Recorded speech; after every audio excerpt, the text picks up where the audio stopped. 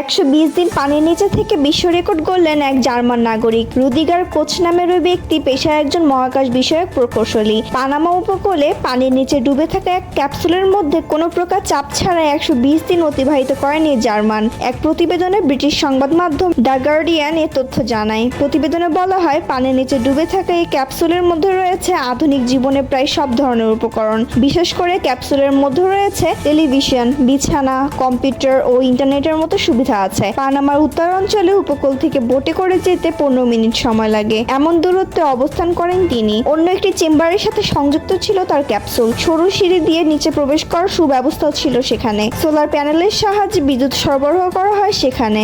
যদিও ব্যাকআপ হিসেবে জেনারেটর রাখা হয়, কিন্তু গোসলের কোনো ব্যবস্থা ছিল না। রুদিগার বলেন, আমরা যেটি বোঝানোর চেষ্টা করছি তা হলো মানুষের সংখ্যা দ্রুত বেড়ে যাওয়ায় তাদের বাসস্থানের জন্য সমুদ্র একটি টেকসই জায়গা। এদিকে গিনেস ওয়ার্ল্ড রেকর্ডের বিচারক সুসানা রেইসের উপস্থিতিতে পানির নিচে তার 30 বর্গমিটারে ঘর থেকে আবির্ভূত হন তিনি। ফলে দীর্ঘদিন পানির নিচে থাকার রেকর্ড গড়লেন তিনি। এর আগে এই রেকর্ড ধরে রেখেছিলেন যুক্তরাষ্ট্রের নাগরিক জোসেফ দিতুরি। ফ্লোরিডার অগভীর হ্রদে 100 দিন পানির নিচে থাকার রেকর্ড ছিল তার।